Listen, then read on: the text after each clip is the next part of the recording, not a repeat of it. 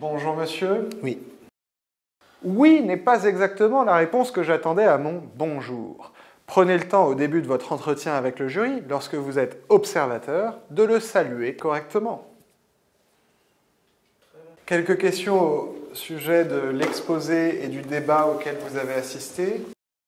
Le jour de votre triptyque à HEC, chaque observateur assistera à 2 exposés et à 2 débats successifs. Il devra donc être capable de rendre compte dans son entretien avec le jury de chacun de ces 2 exposés et de ces 2 débats. Quel était le sujet? Pouvez-vous me le rappeler? Alors, le sujet était égalité des chances, rhétorique ou action. Comment l'interprétez-vous? Je pense que ce sujet traitait plutôt de l'efficacité des actions qui cherchent à mettre en place une égalité. Très bien, voilà une observation convaincante de notre observateur qui montre qu'il a été capable, mieux que les autres candidats, d'analyser et d'interpréter le sujet. Est-ce que les participants à ce débat ont bien traité le sujet tel que vous venez de le reformuler? Au vu de ma compréhension du sujet, je pense que la convaincante n'a pas vraiment traité le sujet parce qu'elle faisait beaucoup de constatations qui donc a une forte dimension passée. Elle n'a pas beaucoup parlé d'actions concrètes mises en place par des politiques ou autre forme d'autorité.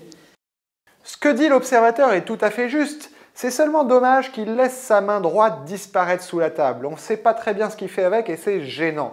Efforcez-vous donc de garder toujours les 2 mains visibles et apparentes pendant toute la durée de votre intervention. Et donc,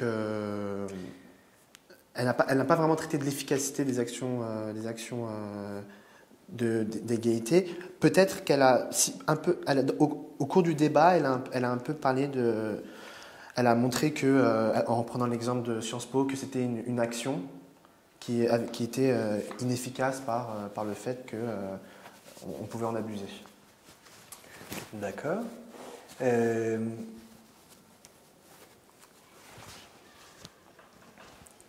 Le convaincant a cité plusieurs statistiques pour montrer qu'il existait une prédisposition sociale à la réussite ou à l'échec. Quels sont les chiffres donnés par le convaincant pour justifier ce déterminisme? Je vous avoue que j'ai pas eu le temps de noter les chiffres. Les chiffres, les noms propres, tous ces éléments très précis doivent être notés lorsque vous êtes observateur parce qu'ils peuvent faire l'objet des questions du jury. Mais quelle était la teneur de cette statistique? En gros, les statistiques montraient que quand on venait d'un milieu favorisé, on avait statistiquement plus de chances de réussir à l'école que venant d'un milieu... Et précisément, quel était le critère de réussite observé? La réussite à l'école, mais plus précisément la réussite? C'était surtout la réussite au niveau des épreuves du baccalauréat. Oui. Le convaincant a mobilisé une référence à des travaux sociologiques. Oui. Qui étaient ces sociologues? Je vous avoue encore une fois que je n'ai pas eu le temps de noter le nom des... Quelle était l'idée?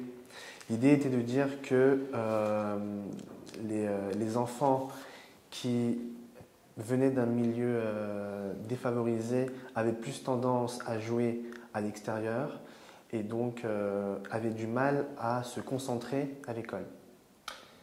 Qu'avez-vous pensé de ce débat? Je pense que le débat a été assez équilibré. La convaincante a repris la parole au bout de 1 minute 30 à peu près. Peut-être qu'elle a pris un léger avantage au niveau du temps par rapport à la répondante, mais il y a eu une vraie volonté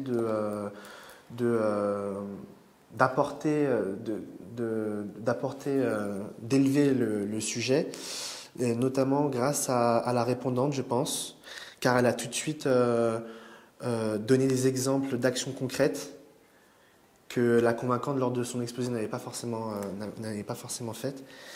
Quelle première action la répondante a-t-elle d'abord mobilisée?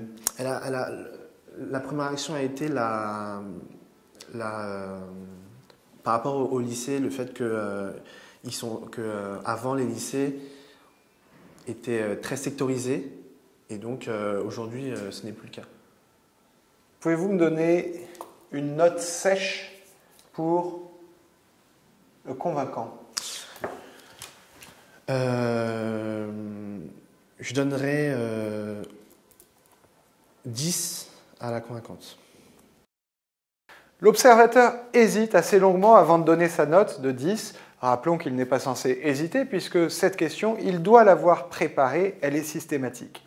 La note elle-même, la note de 10, est sans doute un peu indulgente, un peu généreuse pour une convaincante dont on vient de voir que son exposé était largement hors sujet et qu'elle n'a rien fait dans le débat pour ramener la discussion vers le sujet. Quelle note pour le répondant? Je donnerais 15 à la répondante parce que je pense qu'elle a remis dans le débat l'aspect concret du sujet, qui est donc des actions concrètes, qu'elle a bien réagi et qu'elle a notamment apporté une justification à des inégalités, notamment des justifications génétiques, des prédispositions naturelles. Je pense que c'était intéressant d'expliquer l'origine de l'inégalité. Sur l'origine génétique des inégalités entre hommes et femmes, c'était une idée apportée par la répondante. Quelle a été la réaction de la convaincante? Était-elle d'accord? Elle était d'accord, et je trouve que ça a été une bonne concession de sa part. Elle a repris notamment cet argument en donnant un exemple, l'exemple de l'Allemagne, où les femmes ont plus tendance à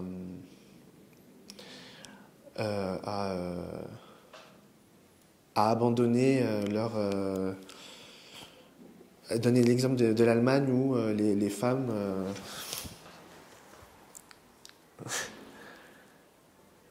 a donné l'exemple de l'Allemagne.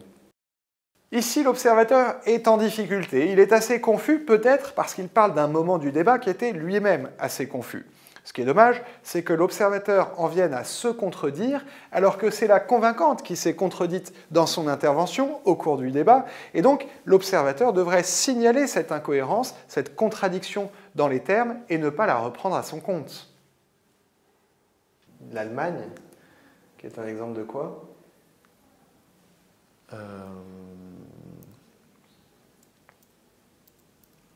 En gros, elle montre que l'argument de la répondante au niveau des prédispositions génétiques pour expliquer l'inégalité entre les hommes et les femmes fonctionne et est observable en Allemagne. Qu'est-ce qu'il y a de génétique dans la meilleure égalité entre hommes et femmes observée en Allemagne au niveau des salaires et des responsabilités? En quoi la différence d'égalité homme-femme entre l'Allemagne et la France étaye-t-elle l'idée d'une prédisposition génétique à moindre au succès et la réussite professionnelle pour les femmes? J'ai pas très bien compris la question. Enfin, si c'est génétique, oui. Que les femmes réussissent moins en entreprise, alors ça devrait être partout pareil. Oui. Et donc, effectivement... Bon, on s'arrête là. Merci beaucoup. Oui.